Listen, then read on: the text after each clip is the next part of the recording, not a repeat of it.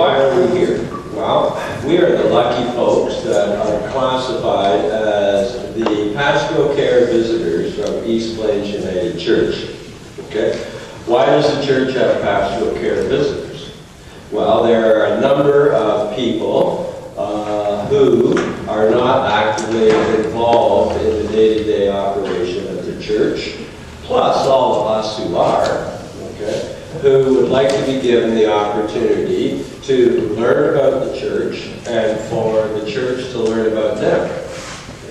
And at this point in time, the mechanics that we've been using for it for a number of years has been that we make a spring visit and a fall visit. The spring visit we try to do where possible around Easter time, but Easter fluctuates with the phases of the moon or something. And the fall visit we try to do prior to Worldwide Communion in the first part of October. Now, partly fortunate and partly unfortunate, we tie in with this visit the delivery of a spring and fall newsletter. Now, what happens in certain cases I've been told is that some people aren't home when you go to make your visit, so the visitor drops off the newsletter, and that is the end of the story. Okay?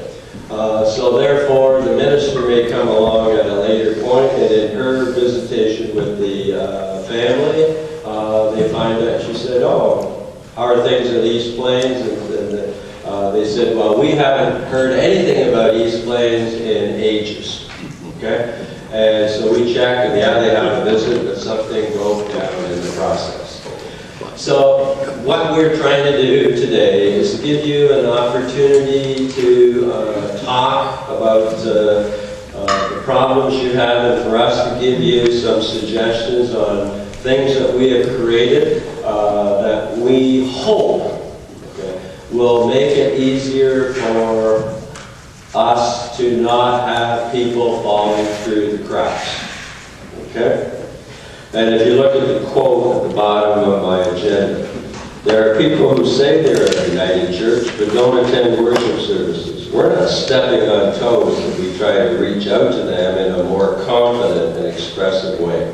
Reverend Peter Wyatt, is he still principal, or he was in the past? He was. Okay?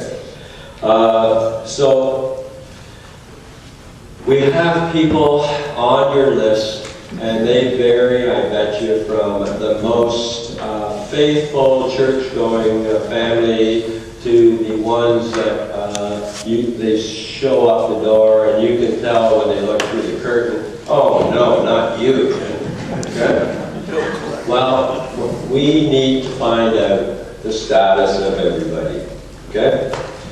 Now, we have asked you, when the last revision of things that went on when Reverend Allison came and Josephine left, to try to keep in contact with the people on your list in the months between spring and fall and spring, by making telephone contact just to check up on them.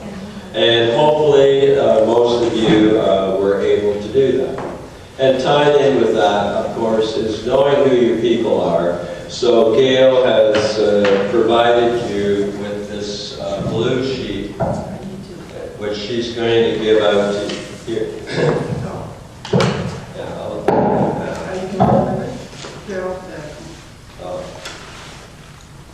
Okay, I'll put Dave Bell.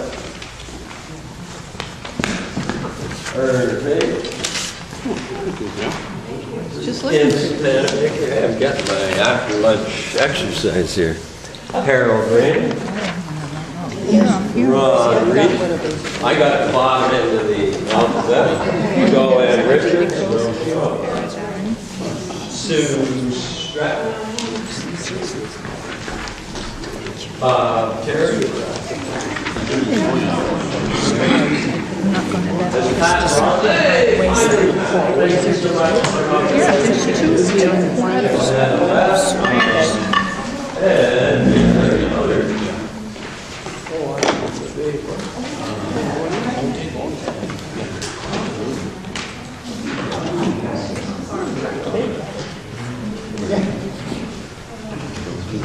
a quick look at the names on your list.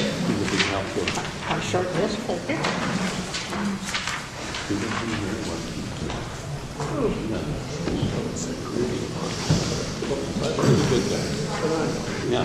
Now raise your hand if you see a new name on that list. Okay. Because sometimes we have to shake up the districts because of a variety of reasons. So there's no new names here.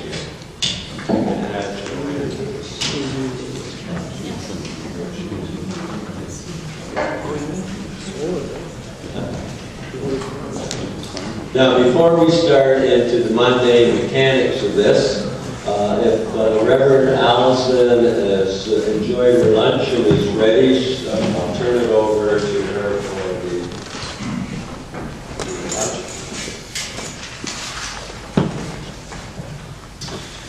Okay. I'm going to share with you a story. We know that when Jesus started his ministry, he went to Capernaum, which is near the Sea of Galilee. And it was in this area of Capernaum lived a farmer, Benjamin, and his wife, Rachel. Benjamin was a pretty good farmer. You know, because in this occupied territory, many of the farmers had to give up their land as tax to the occupied nation.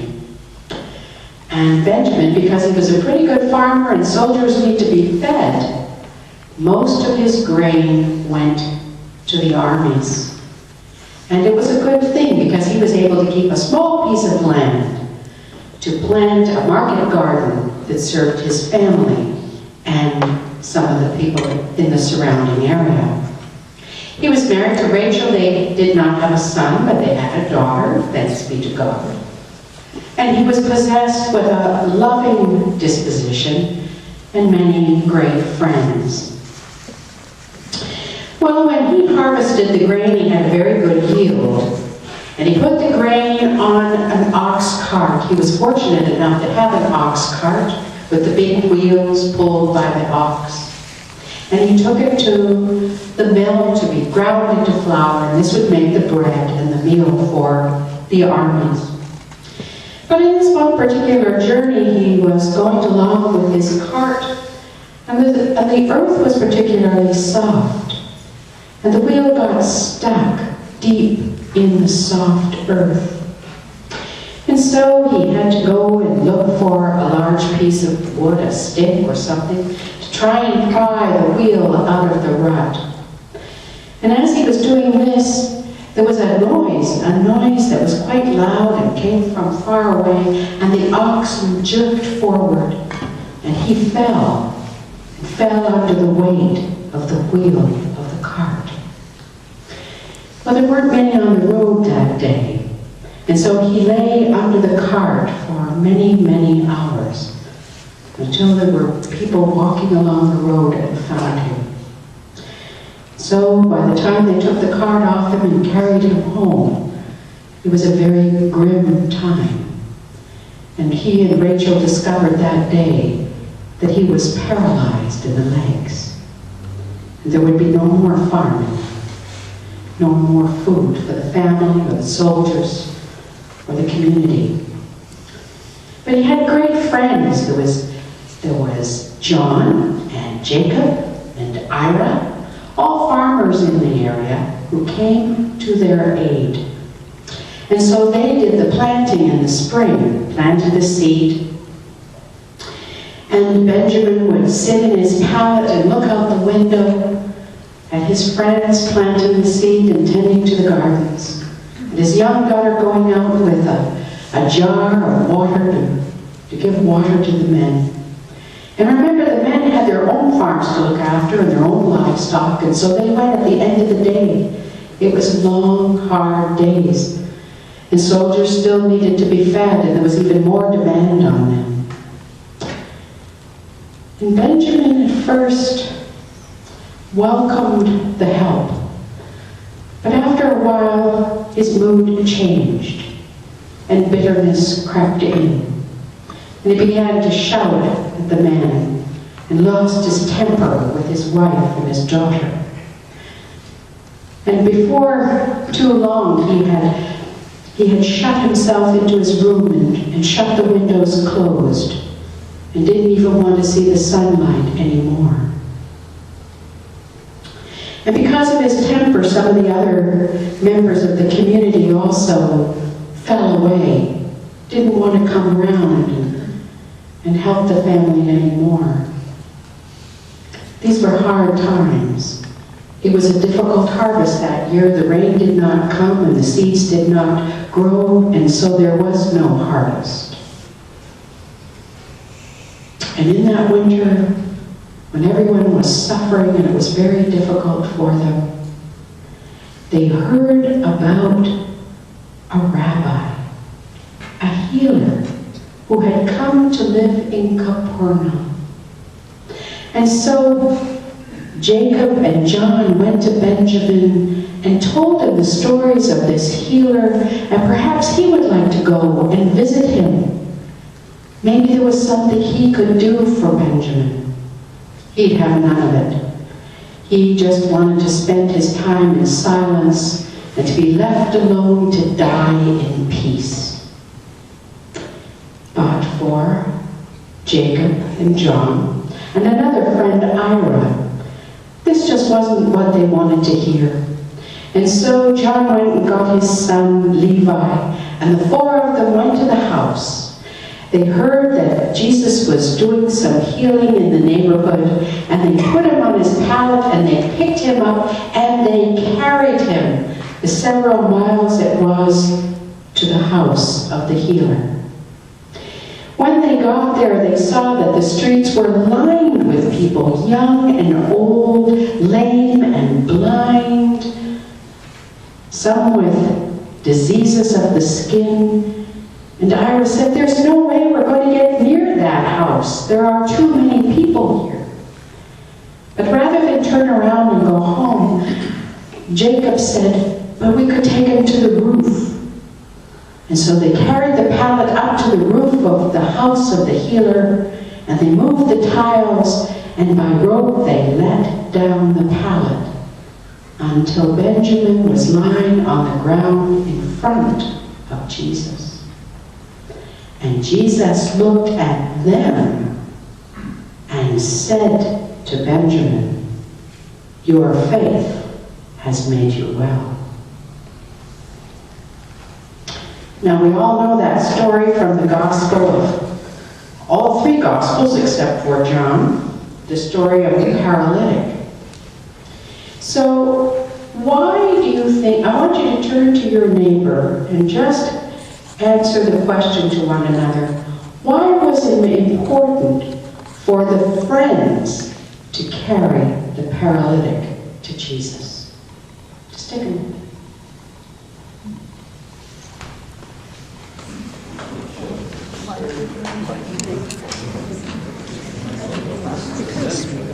Because you wish your neighbor well, right?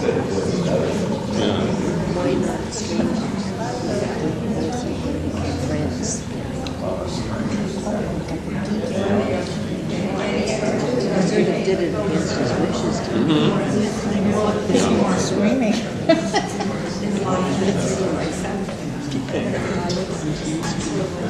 I'm just going to take a few questions here.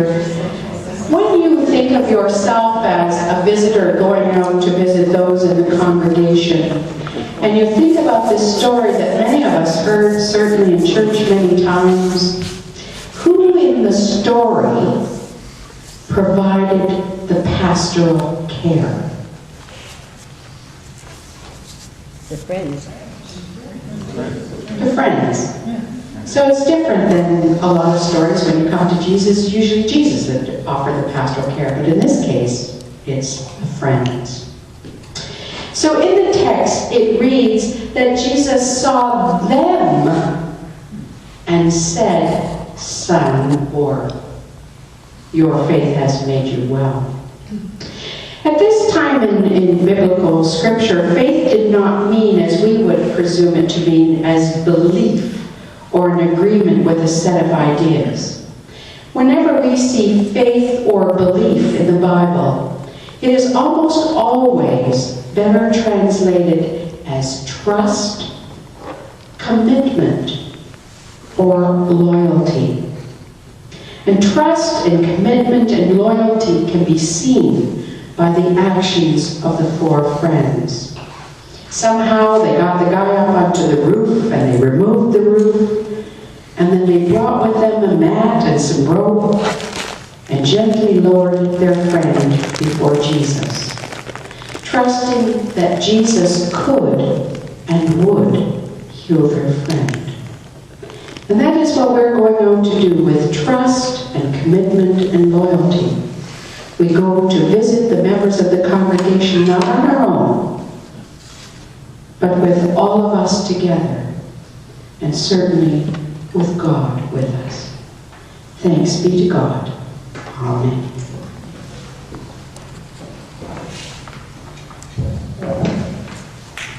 Thank you, Allison. Okay, now it's time to look at the paperwork that's in front of you. And I'll turn this over to Gail, and she'll explain what each part is, and then there'll be an opportunity for questions and suggestions.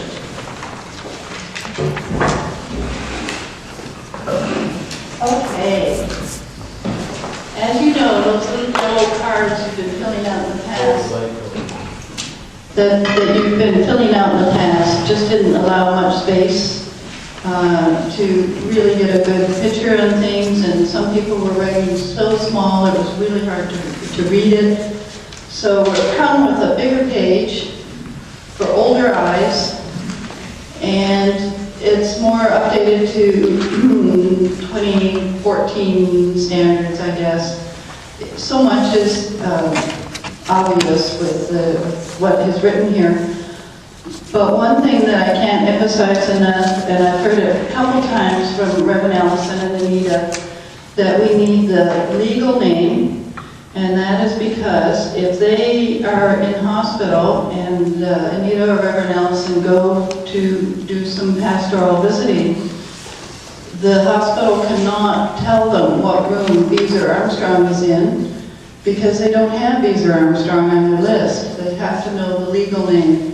And it has to be the appropriate legal name because Kent is not Kent Bernison, he's Brian Kent Bernison. So you have to know that it's Brian Bernison you would have to go and see. And we've got a Fred Farrago here. So it's really important that you get, and don't take,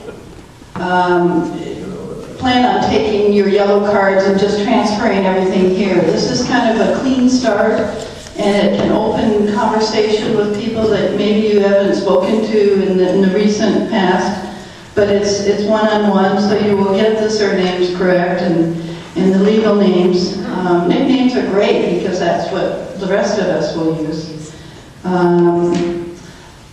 And because Reverend Allison and Anita don't know the congregation like so many of us, it helps a little bit if occupation is put down, and other than retired. I mean, not retired, but the people know I was a lab technician, maybe. That's just kind of helpful. It's not being nosy. If they don't want to tell you, then so be it. And there was a time in the church when it was really important to know if these were confirmed members or transferred in or whatever. So you can just say yes or no there. And of course the address.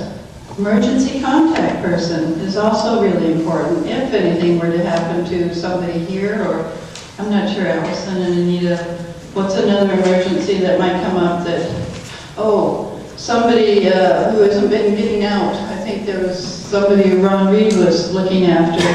We hadn't heard from this senior for some time, and this person wasn't answering phone calls and knocking on the door, whether she was not hearing the knock or whatever.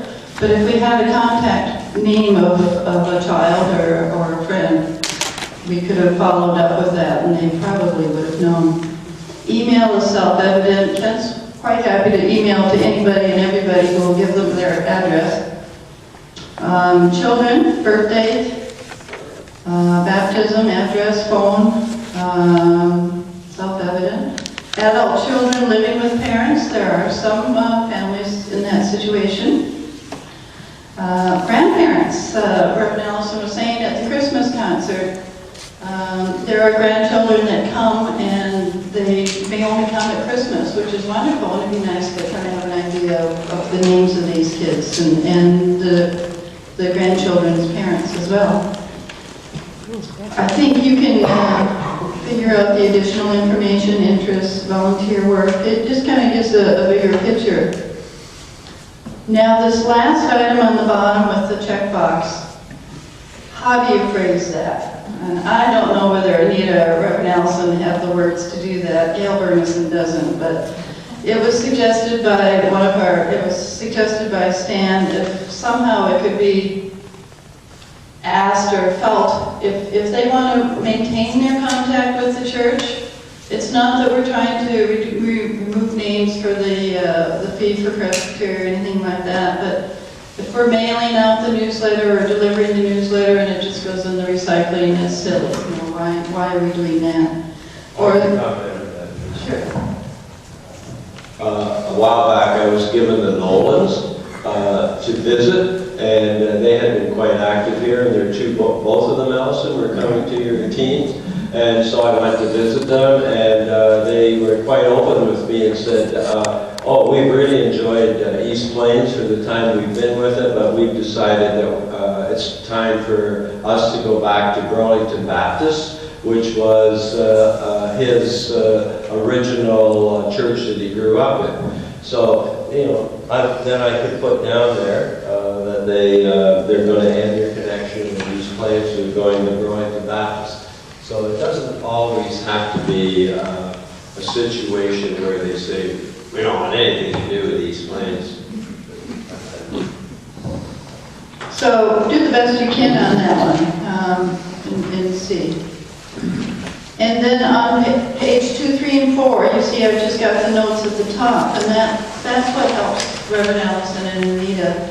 If they can just get an idea whether you're face-to-face visiting with the people or by phone, and you know, maybe some people don't write down any notes at all, and in your mind, everything's going fine with that home, but others don't know unless you say, you know, it's a busy life, everything's going just fine, and they're happy and content. Now, this is on paper like this because it's kind of a work in progress, and I got some wonderful input from so many people, but there's a lot more in the room here. If any of you think of something that might be helpful to put on there, please let me know, or Martin or Mary or anybody, and we can still tweak it a little bit before the spring visitation. We can take questions about what is on there for Gail right now. Anybody not clear on anything?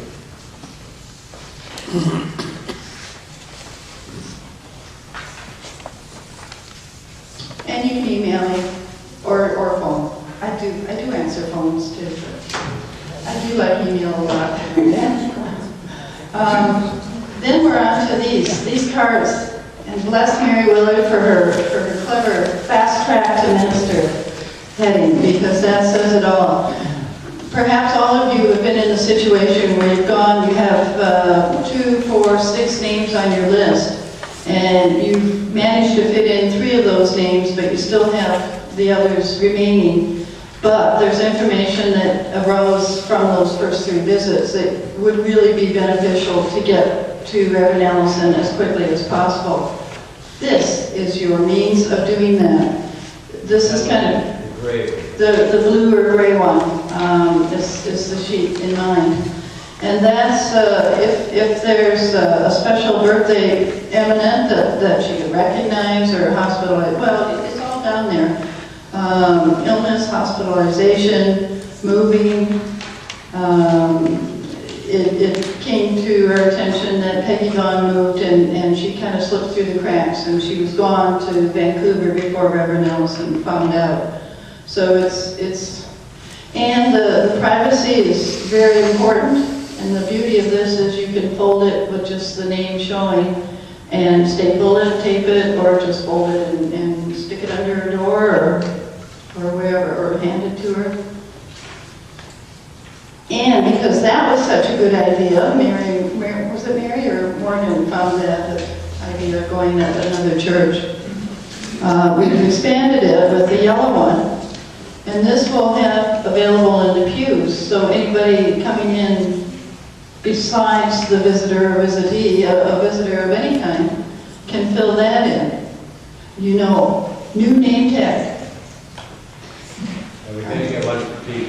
Yes, I've got your name and I've got the spelling. We'll get you covered. Any questions on those? And again, they fold up nicely. Bill?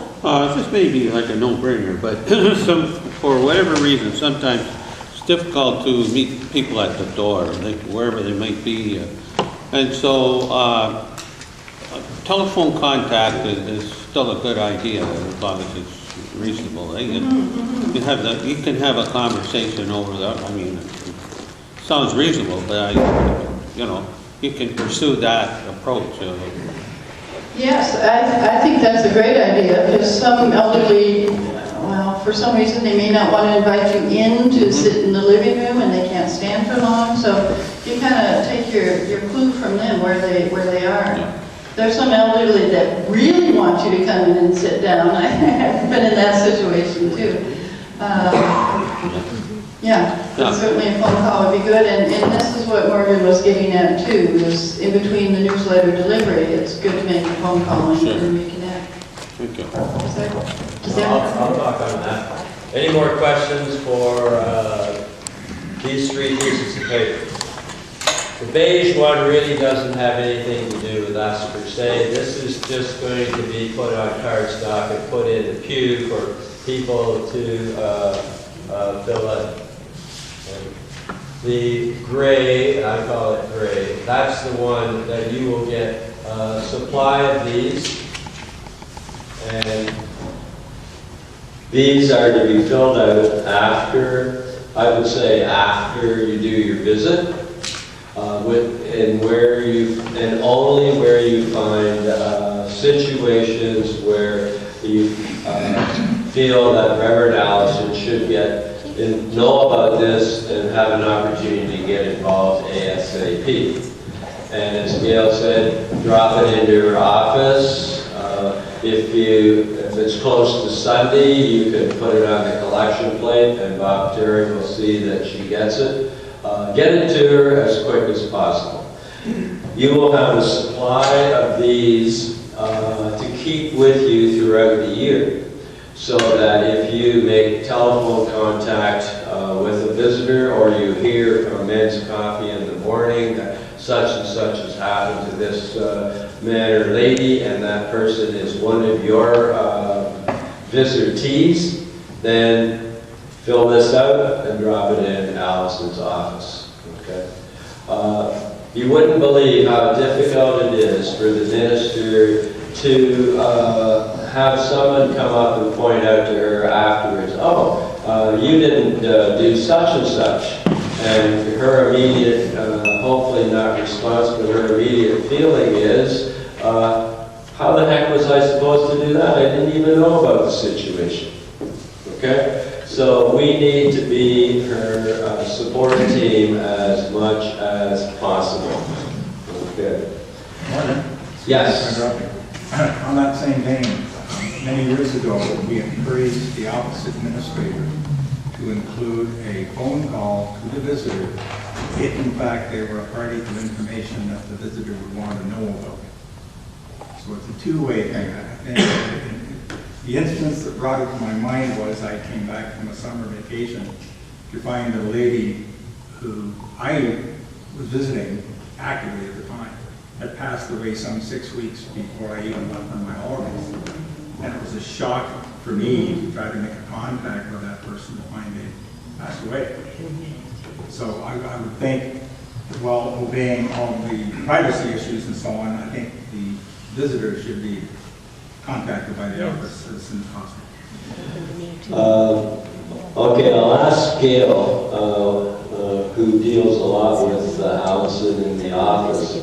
Do you know, have you had an experience of Allison ever doing this?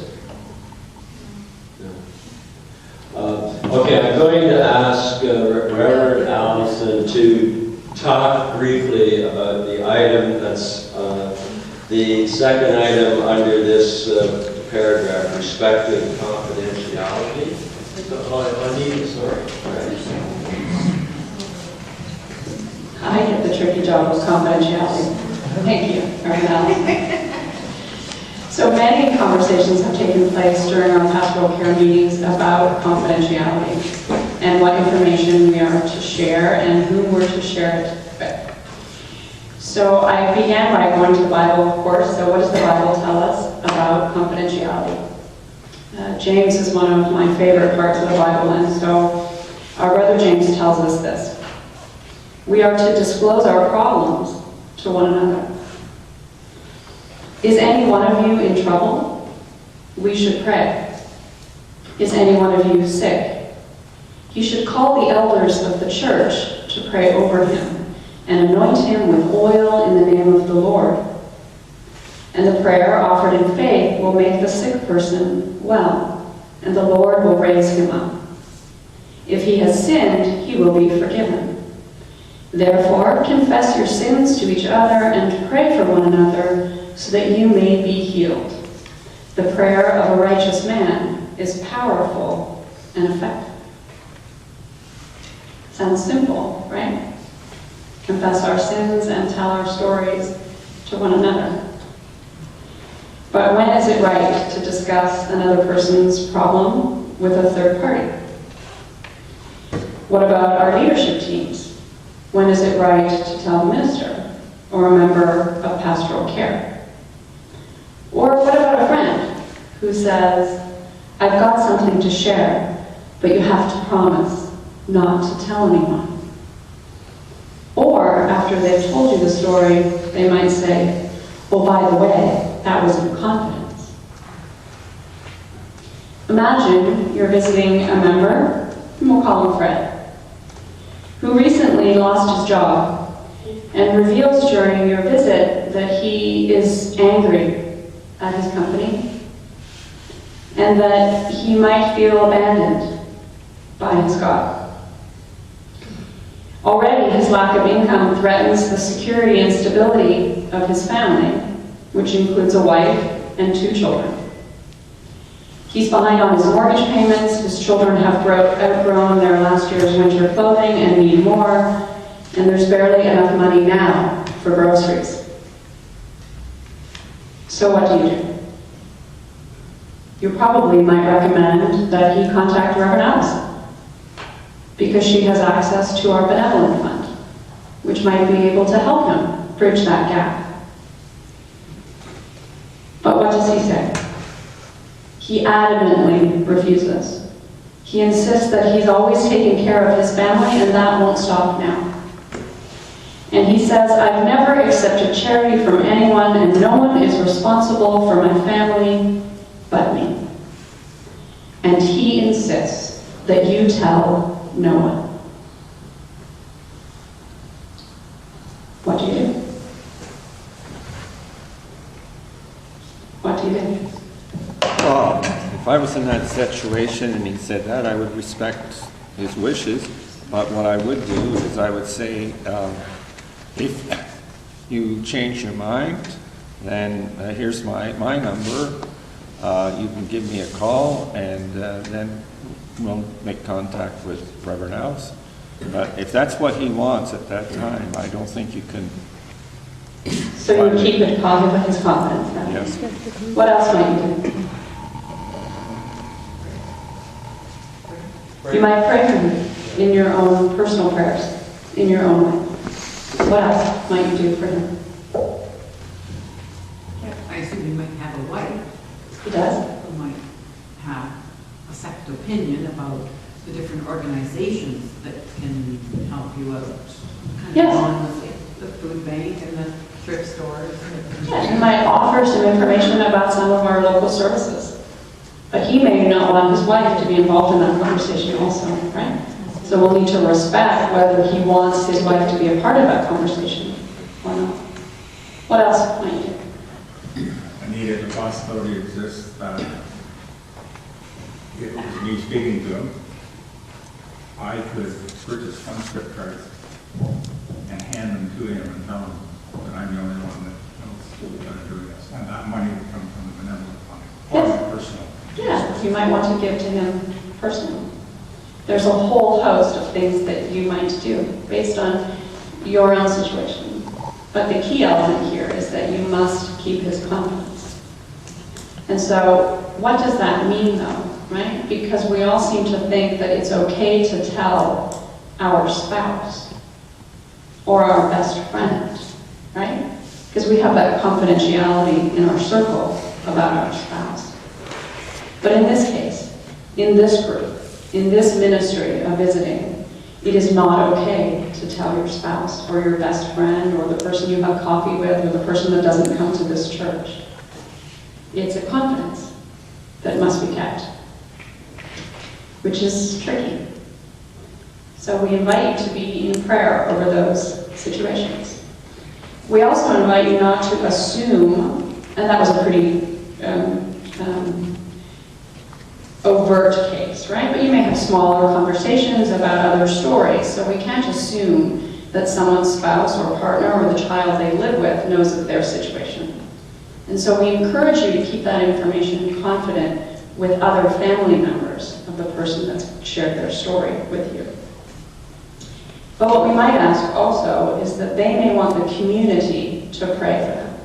So like we did in service today during our prayers of thanksgiving and concern, those were prayers that were given on behalf of those who are sick or mourning or in trauma. But we have their permission to pray for them publicly. So we would like to encourage you, if you want to pray on behalf of those that you visit, that you ensure and get their consent before. Because some people are very private. And people tend to become more private when situations happen in their life. As people get sick or they experience a death in their life, they suddenly become very internal and don't want anyone to know.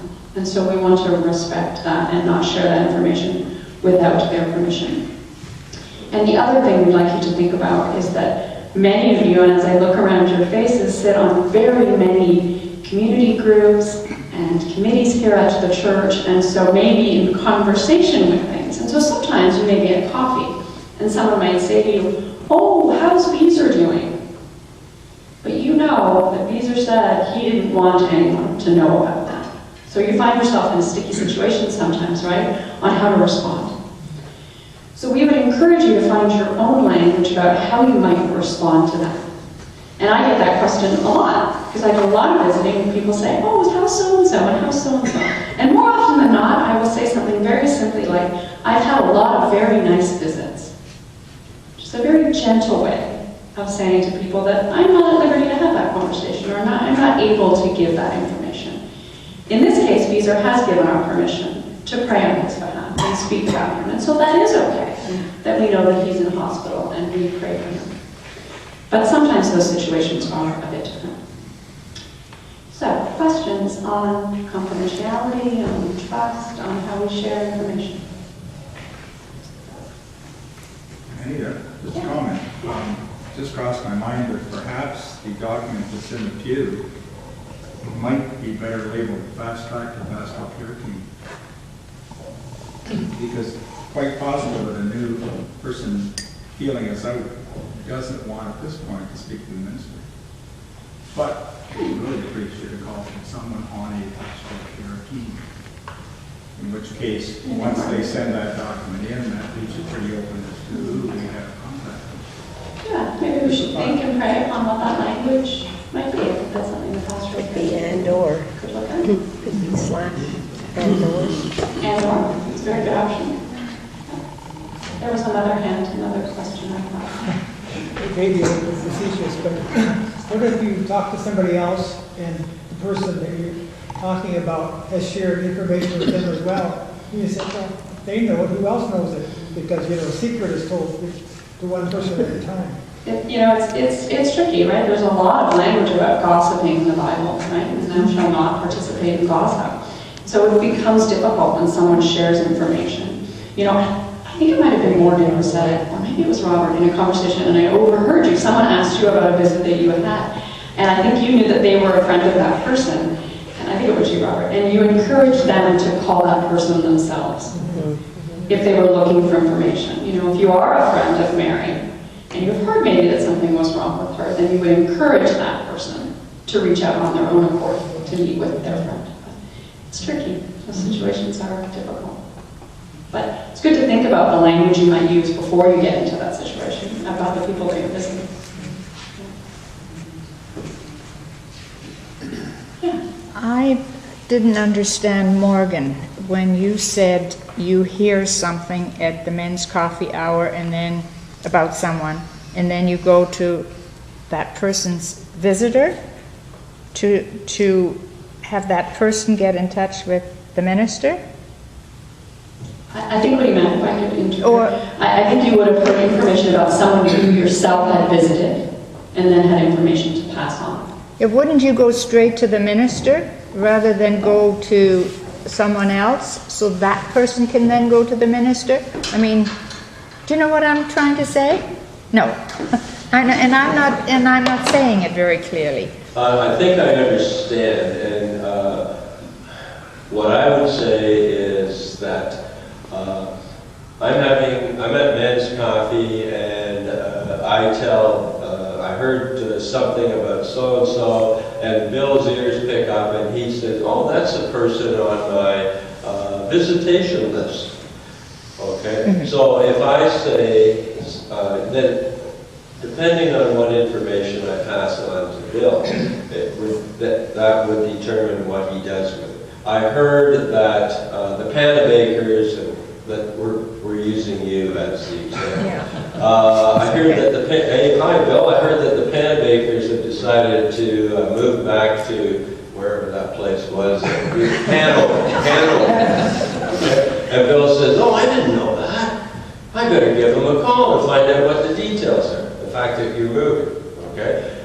So go through him, let him go through first, and then if he has a conversation with you and Bob, and then he can,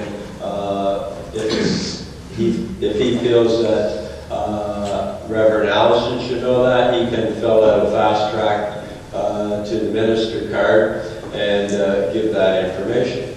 Now, if he finds out that Ince has broken her wrist, okay, then now we get into the confidentiality situation. So again, I would go and check whether he should pass this information on. I shouldn't have said that in the first place unless I knew that that was information that you wanted passed on. So you see, you have to be double safe.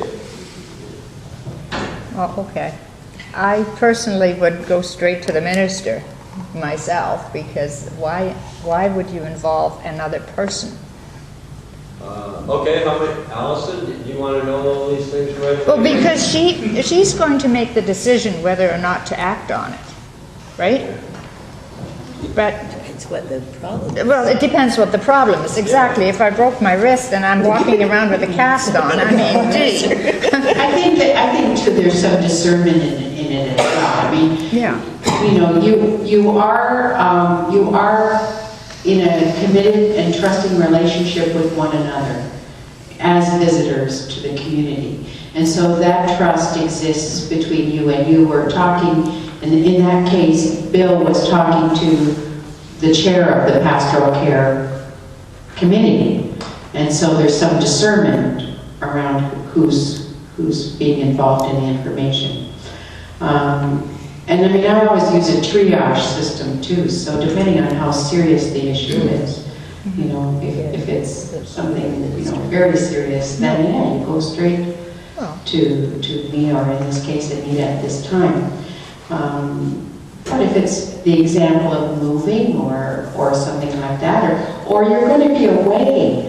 You know, Bob has said at coffee hour we're going to Oregon, or, you know, for Seattle for a few weeks. You know, letting us know those kind of things is really important, because we don't want you to just drop off the face of the earth where you are. And knowing these things also helps, especially when there's, if we had a terrible ice storm and we were going to cancel church, then I would probably go to the captains to start telephoning people. You know, like, it's a really good form of communication. But yeah, there's some discernment and some prayerful thought that goes into some of these questions.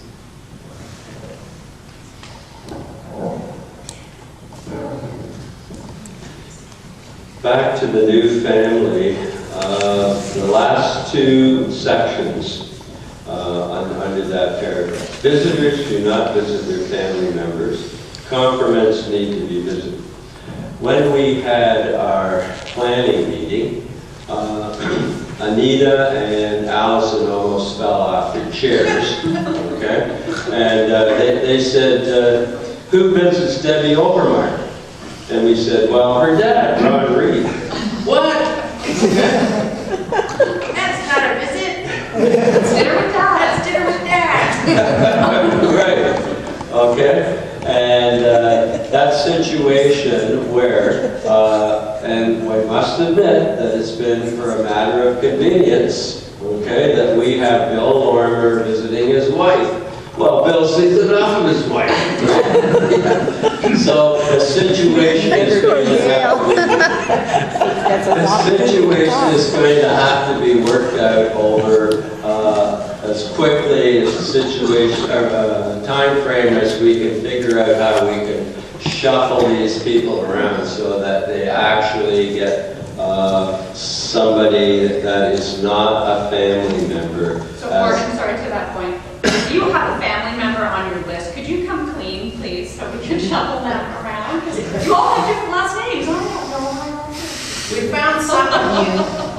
Maybe try to highlight you on your sheets where I think the family member is. But okay. It's also, Let's say that, you know. Margaret. it's also true when you're a community visitor and you're regularly to a place, eventually they'll say to you, I don't get anybody from the church. Because they've got so used to you going, you becoming a family friend.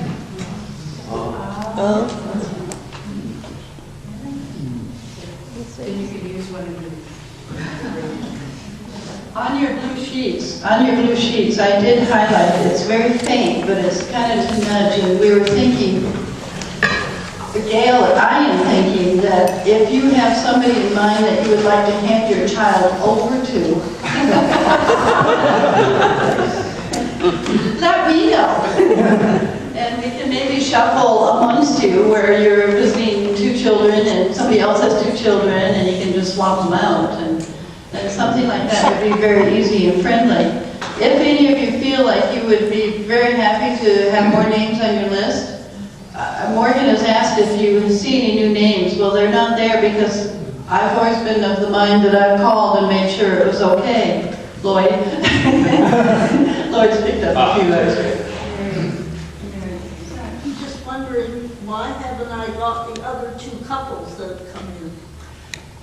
Because one of those, the current visitor said she would like to continue on as their visitor, and I think she's formed a relationship with them. The other one, I'm still trying to connect. I will. Too much going on, Gail. I will connect with the visitor currently and see what his feelings are, whether he will put them on your list. Okay? Just because there is a friendship bond that starts when you've been visiting these people for quite some time, and to stop cold turkey because they moved address, but they're still in Aldershot, it just didn't make perfect sense to me. So, but any changes in address or anything like that that will affect my church role, please let me know. I'd rather hear 3 times than not at all. One of the things that the organization as it exists exists now is basically geographical. Right. And if you're going to divide that up, you're going to have people going across town. Some of them are going across town. Like I live up in the corner, Burnett Street and Upper Middle Road, and I have 10 people up there. You're going to have 6 or 7 coming up to that area that don't come now. Because your family members are up there. Because family members are. So you need to think a little bit about that. There's so many layers to this, isn't there? Yes. Okay, another concern that Reverend Allison had is compliments, so I'll let her speak to that. Now, I don't know all the compromises over the history, but I have a few on the list just of young people that I know that attend fairly regularly here, and they are without a visitor, and they may just need a phone call, I think. You know, just to connect with them. So we've got names and phone numbers for them, and we'll do a little bit more research, but I think these are ones we decided that we see often enough, and that you would know, and we discussed, and so they're probably, and the thing is young people use totally different communication tools. You have to send them a text. You text them, you Facebook them, you know, that sort of thing. Take a selfie in church. Yeah, take a selfie in church and send it to them. Yeah. So, you're feeling comfortable about those kind of tools. I would say that, you know, you might just find a very unique relationship with some of the young people on the list.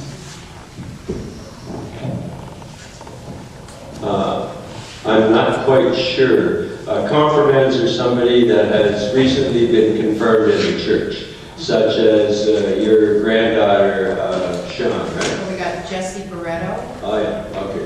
We can share these names. Yeah.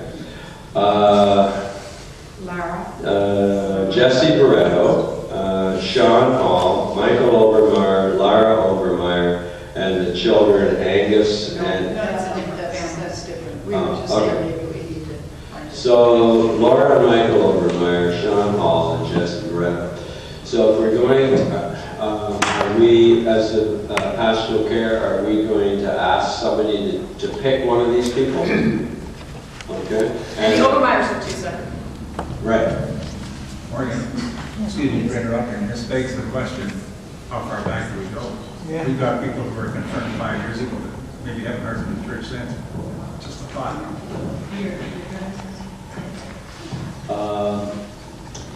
This is a start. This is square one. Okay, so Warren brings up a good point. If you have yes, girl. Well, I was just trying to say, I think it's Kate Barretto, we were just over here right with Jesse, but we're contacting them for the purpose of just contacting, or are we going further than that, or? Like you do your visitors. At this point in time, these particular 4 individuals have no pastoral care visiting. And so we're saying, we like these 4 people, and we like the fact that they, as often as possible, show an interest by attending church services, and we want to make sure that they feel our welcome, okay, as much as possible, and to keep them here, as long as they're in town type thing. Now, Warren's suggesting that there may be other people who go further back who are confirmed in the church that we've lost touch with too. So if you want to inform us of who these people are that you think it might be worth our while to make contact with them by text message or telephone call or whatever it is, then let's find out who they are and add the names to the list. I'm confused about how they got lost. If they were, as soon as they were confirmed, didn't they go on the church roll and so they'd be part of our visitation program? You just figured out how they got lost. They went on the church roll, but they never got added to the visitation list. Because they're part of a family. Yeah, because they're young. Because they They're were very left to young. be considered to be part of the family. Family. Yeah. But my girls weren't. They're on the list. Okay, and they don't have a visitor, right? Yeah, well, it's me. Yeah. But they're both in Toronto, so, you know, and probably most of these other people live scattered all over the country. Okay, you want to comment on that? Well, I mean, that doesn't mean you can't contact them. You know, for instance, before Kate went back to England, Anita and I had contact with her and a good visit with her. And we can certainly contact her via Facebook or, you know, social media. And so some of these young people, you can do that with them. Jessie is confirmed, and Jessie appears on the list of confirmation, but I'm not sure that some of them get a visit if the parents are getting a visit. So it's kind of separate. They're adults in their own right. And members in their own right. And members, Once they're yeah, confirmed. they're members. So it's just finding other ways of being in touch. Yeah, keeping in touch. And that's what this is all about. Could there be some way of keeping a record of that, or do we need to?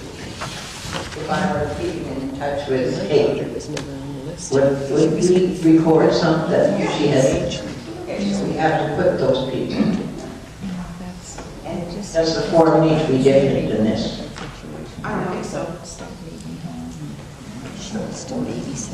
Going back to one of the previous items, I have 2 of my children on my list.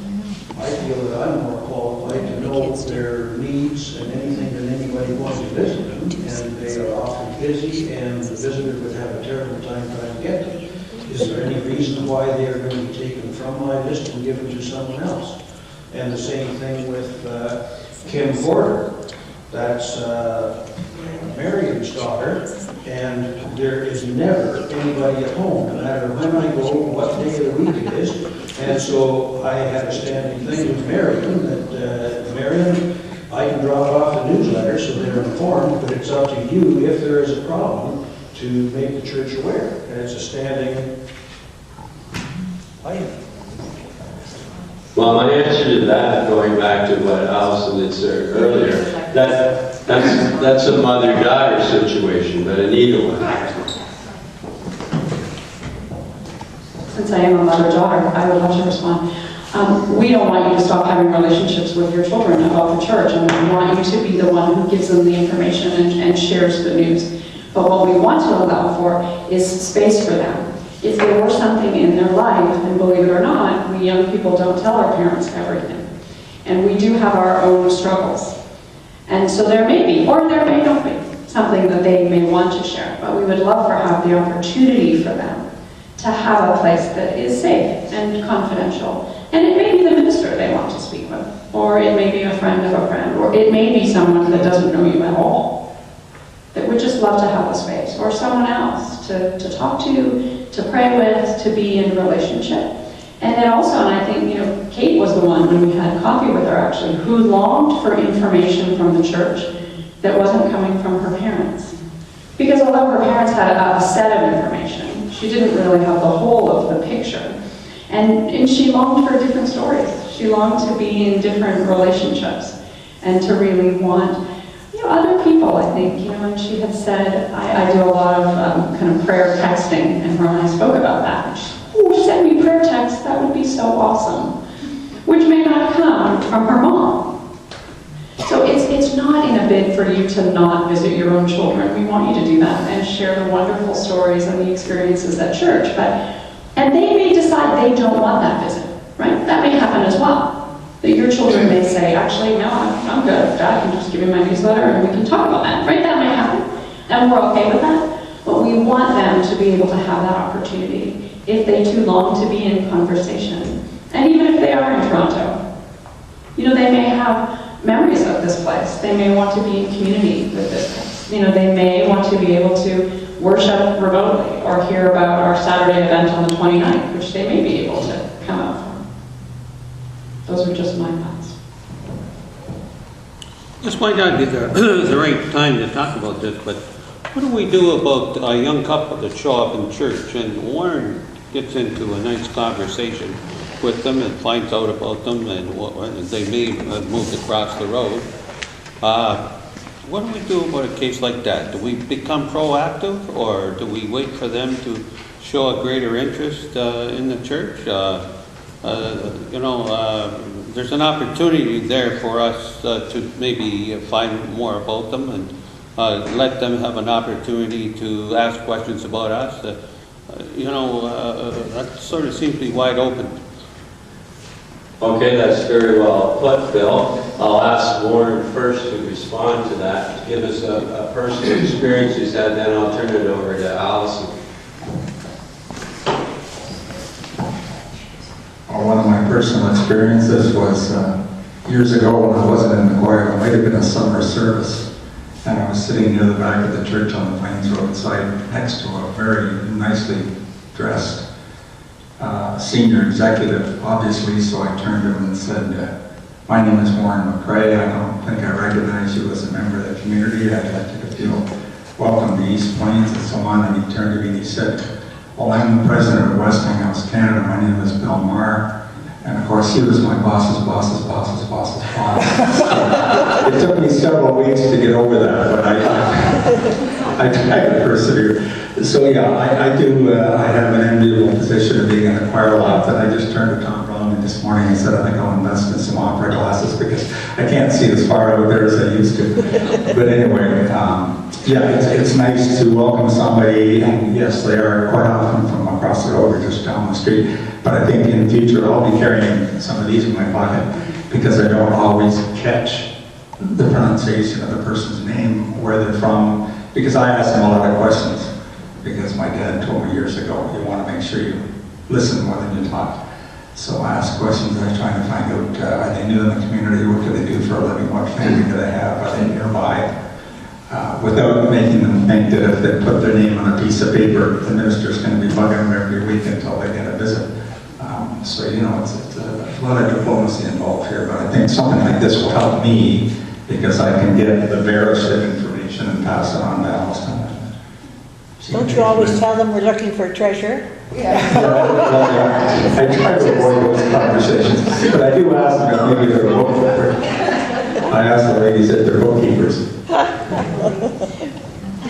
And on the way out, he says, oh, by the way, here's a box of offering envelopes.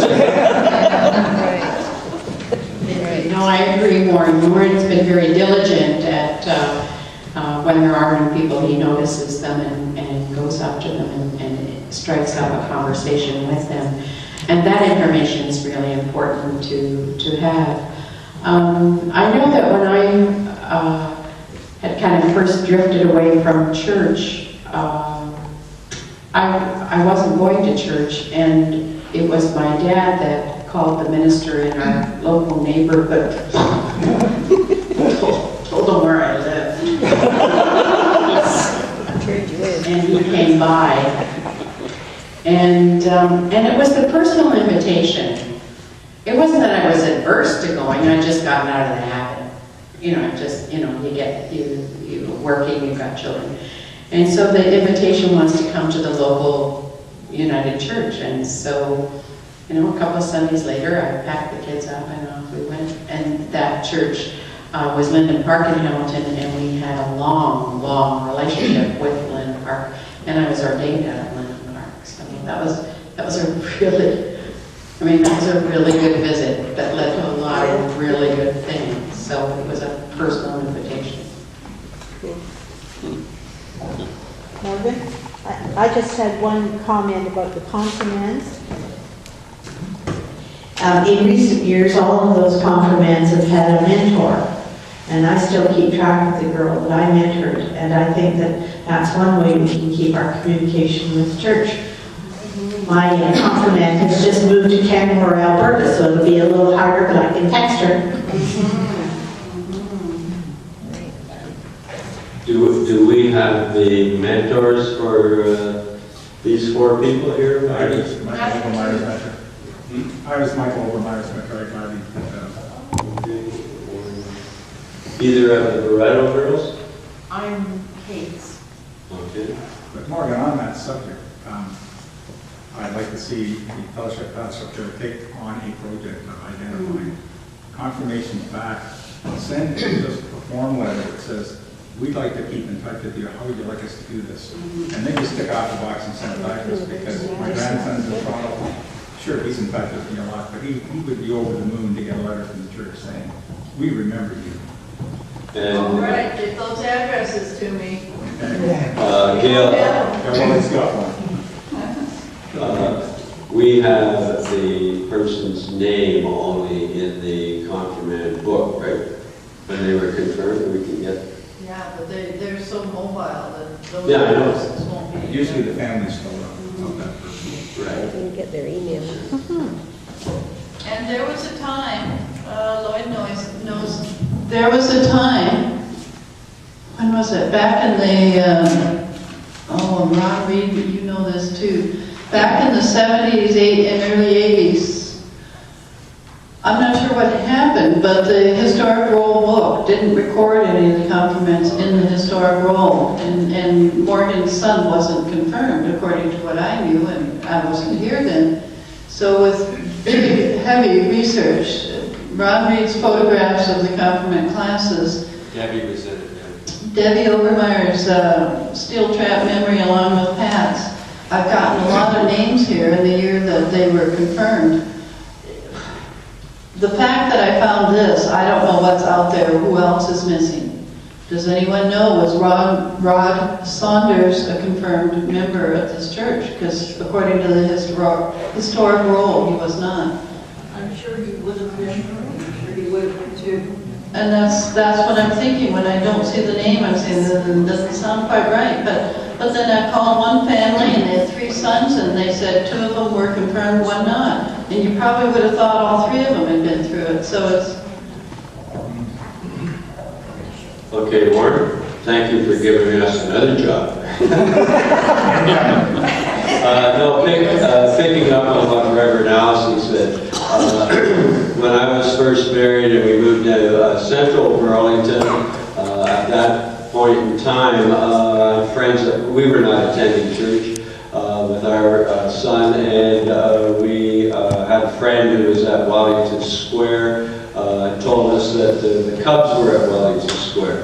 And so Grant was getting to the age to go to Cubs. So we went and took him to Cubs at Wellington Square, and through contacts at that, the next thing I know is the minister from Wellington Square shows up at our door and says, hey, we got a great church over here. Why don't you consider coming?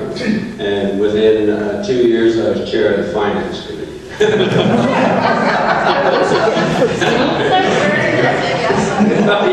That's embarrassing. It's a big ass on the board.